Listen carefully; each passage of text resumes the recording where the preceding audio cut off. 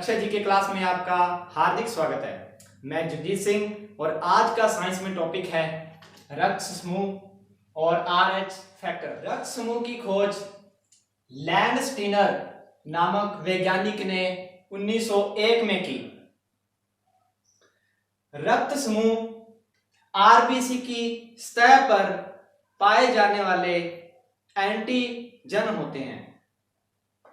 जो आरबीसी की सतह होती है उस पर कुछ एंटीजन पाए जाते हैं जो कि ब्लड ग्रुप यानी रक्त समूह का निर्धारण करते हैं। रक्त समूह 4 प्रकार के होते हैं, ए, बी, AB और O। लैंडस्टीनर ने ABO ग्रुप की स्टडी की। अब बात करें आरएच फैक्टर की या आरएच कारक की। आरएच कारक होता है जो वो 97% यानी 97% पॉजिटिव होता है, यानी आरएच पॉजिटिव 97% लोगों में उपस्थित होता है, जबकि 3% यानी आरएच नेगेटिव 3% लोगों में उपस्थित नहीं होता।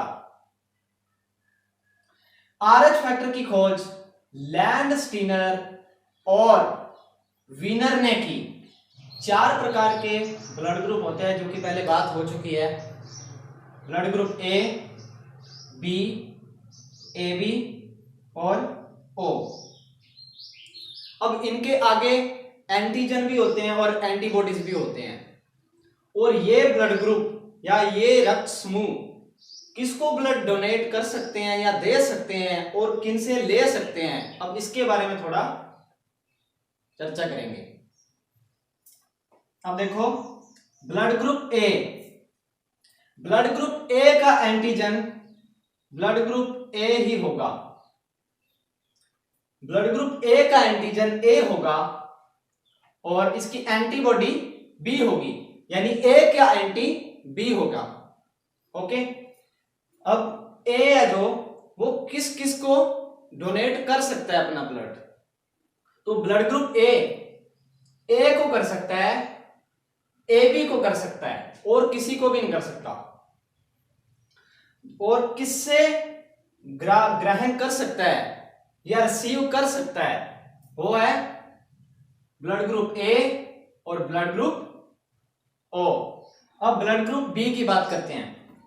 जो ब्लड ग्रुप बी होता है इसका एंटीजन बी होगा और इसका जो एंटी होगा वो एंटीबॉडी ए होगा। अब जो ब्लड ग्रुप बी है वो बी वालों को और AB वाले जो ग्रुप हैं उनको ब्लड डोनेट कर सकता है या दे सकता है। और जो ब्लड ग्रुप बी है वो किस किस से रिसीव कर सकता है या ग्रहण कर सकता है, तो ब्लड ग्रुप बी और ब्लड ग्रुप O। अब ब्लड ग्रुप AB की बात करते हैं। जो ब्लड ग्रुप AB होता है इसका एंटीजन AB होगा और एंटीबॉडी नहीं होगा। याद रखना, AB ब्लड ग्रुप का एंटीबॉडी नहीं होता है। अब ब्लड ग्रुप जो AB है वो किस किस को डोनेट कर सकता है, तो AB ओनली और ओनली ब्लड ग्रुप AB को ही कर सकता है। जो ब्लड ग्रुप AB है वो अब किससे रिसीव करेगा, वो है blood group A, B, AB और O। यानी blood group AB, blood group A, B, AB, O। इसका मतलब ब्लड ग्रुप AB सभी से ब्लड को रिसीव कर सकता है। अब बात करेंगे ब्लड ग्रुप O की। जो ब्लड ग्रुप O होता है इसका एंटीजन नहीं पाया जाता। याद रखना, ब्लड ग्रुप O का एंटीजन नहीं पाया जाता और ब्लड ग्रुप ओ की जो एंटीबॉडी होती है वो ए और बी होती है। अब जो ब्लड ग्रुप ओ है वो किस किस को डोनेट कर सकता है? जो ब्लड ग्रुप ओ होता है वो blood group A, B, A B और ओ को डोनेट कर सकता है। इसका मीन ब्लड ग्रुप ओ सभी को रक्त दे सकता है या डोनेट कर सकता है, और blood group O only blood group O से ही ब्लड को रिसीव कर सकता है। अभी इससे यह पता चलता है कि जो ब्लड ग्रुप ए बी होता है वो यूनिवर्सल रिसीवर होता है, यानी ब्लड ग्रुप ए बी सार्वत्रिक ग्राही होता है, सार्वत्रिक ग्राही होता है। इसका मतलब ब्लड ग्रुप ए बी सभी से ब्लड ले सकता है या रक्त ले सकता है। दूसरी बात, ब्लड ग्रुप ओ सार्वत्रिक दाता होता है, यूनिवर्सल डोनेटर होता है। ब्लड ग्रुप ओ, इसका मतलब यह है कि ब्लड ग्रुप ओ सभी को रक्त दे सकता है। तो ब्लड ग्रुप ओ सार्वत्रिक दाता है। आरएच फैक्टर, आरएच फैक्टर की खोज लैंडस्टीनर और वीनर नामक वैज्ञानिकों ने रीसस नामक बंदर पर की थी।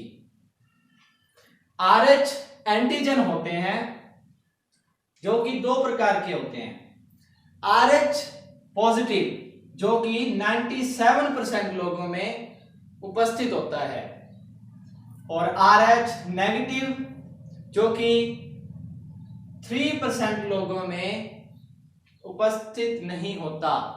आरएच कारक या फैक्टर में कुछ परिवर्तनों या कुछ क्रियाओं के कारण शिशु अवस्था में एक इरेथ्रोब्लास्टोसिस नामक का रोग हो जाता है, जिसमें शिशु की आरबीसी में झुंड बनने लगता है, यानी आरबीसी की क्लंपिंग होने लग जाती है, जिससे शिशु की मृत्यु हो जाती है। अब रक्त के कार्य क्या क्या है? मानव शरीर में जो रक्त के कार्य हैं वो ये हैं: ऊतकों को ऑक्सीजन पहुंचाना, जैसा कि मानव O2 गैस को ग्रहण करता है और CO2 को बाहर निकालता है, तो जो ऑक्सीजन होती है यानी O2 होती है वो क्या है, रक्त में मिश्रित हो जाती है या उसमें घुल जाती है, जिससे रक्त मानव शरीर के विभिन्न अंगों या भागों तक उस ऑक्सीजन या वायु को पहुंचाने का कार्य करता है। अब रक्त कुछ पोषक तत्वों को मानव शरीर के विभिन्न अंगों या भागों तक पहुंचाने का कार्य करता है। जैसे कुछ पोषक तत्व है ग्लूकोज, एमिनो अम्ल और वसा अम्ल आदि।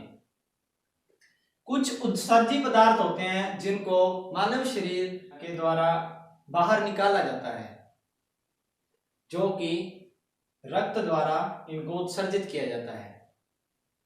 उदाहरण के लिए देखें तो यूरिया, जो कि मूत्र के माध्यम से बाहर निकाला जाता है, CO2 आदि। अगला पॉइंट है प्रतिरक्षात्मक कार्य अर्थात इम्यूनिटी पावर। रक्त मानव शरीर में इम्यूनिटी पावर यानी प्रतिरक्षात्मक कार्य या प्रतिरक्षा तंत्र को बढ़ाता है। अब रक्त समूह से संबंधित कुछ प्रश्न करेंगे। पहला प्रश्न है, रक्त समूह के खोज करता है। इसका सही उत्तर है लैंडस्टीनर, लैंडस्टीनर। दूसरा क्वेश्चन, आरएच कारक के खोज करता है। इसका उत्तर है लैंडस्टीनर और वीनर। अगला क्वेश्चन, सार्वत्रिक दाता व सार्वत्रिक ग्राही रक्त समूह है? इसका उत्तर है रक्त समूह ओ और रक्त समूह ए बी। अगला क्वेश्चन, किस रक्त समूह की एंटीबॉडी नहीं होती? इसका सही उत्तर है ए बी रक्त समूह। अगला क्वेश्चन, रक्त समूह के एंटीजन पाए जाते हैं? इसका सही उत्तर है आरबीसी की सतह पर। अब अगला क्वेश्चन है, एक व्यक्ति सड़क हादसे में घायल हो गया तो उसे तुरंत अस्पताल ले जाया गया और उस व्यक्ति का रक्त समूह ए है तो उसे तुरंत रक्त की आवश्यकता है। तो कौन से ग्रुप का व्यक्ति, कौन से रक्त समूह वाला व्यक्ति उसे तुरंत रक्त दे सकता है? तो इसका सही आंसर है रक्त समूह ओ। अगला क्वेश्चन, आरएच कारक से संबंधित रोग है? इसका उत्तर है इरिथ्रोब्लास्टोसिस। अगला क्वेश्चन, रक्त निर्माण की क्रिया को बोला जाता है या कहा जाता है? इसका उत्तर है हीमोपोइसिस। अगला क्वेश्चन, सामान्य रक्तचाप होता है या मानव में सामान्य ब्लड प्रेशर होता है 120/80 mm of Hg। अगला क्वेश्चन है, रक्त का निर्माण कहां होता है? इसका सही उत्तर है अस्थि मज्जा। अगला क्वेश्चन, स्वस्थ व्यक्ति में रक्त की कुल मात्रा होती है? इसका उत्तर है 5 से 6 लीटर। अगला क्वेश्चन, रक्त का माइक्रोपोलिसमैन कहा जाता है? इसका उत्तर है न्यूट्रोफिल। अगला क्वेश्चन, रक्त का पुलिसमैन कहा जाता है? इसका उत्तर है मोनोसाइट। अगला क्वेश्चन, हिपेरिन क्या है? यह एक प्रतिस्कंदन कारक एंटीकोगुलेंट फैक्टर होता है। न्यूट्रोफिल को रक्त का माइक्रोपुलिसमैन इसीलिए कहा जाता है क्योंकि न्यूट्रोफिल का आकार बहुत छोटा होता है और इसका व्यवहार भक्षाणु होता है, अर्थात मानव शरीर में प्रवेशित करने वाले कुछ रोग कारकों को यह खत्म करता है। अब रक्त का मैक्रोपुलिसमैन मोनोसाइट को बोला जाता है क्योंकि मोनोसाइट का आकार बड़ा होने के कारण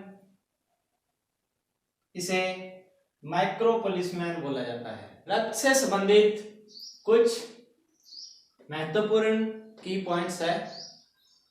पहला, बेसोफिल कोशिका हिस्टामिन, सेरोटोनिन व हिपेरिन का स्रावन करती है। हिस्टामिन एलर्जी क्रियाओं में सहायक है। सेरोटोनिन रक्त वाहिकाओं में संकुचन का कार्य करता है और हिपेरिन एक प्रतिस्कंदक है।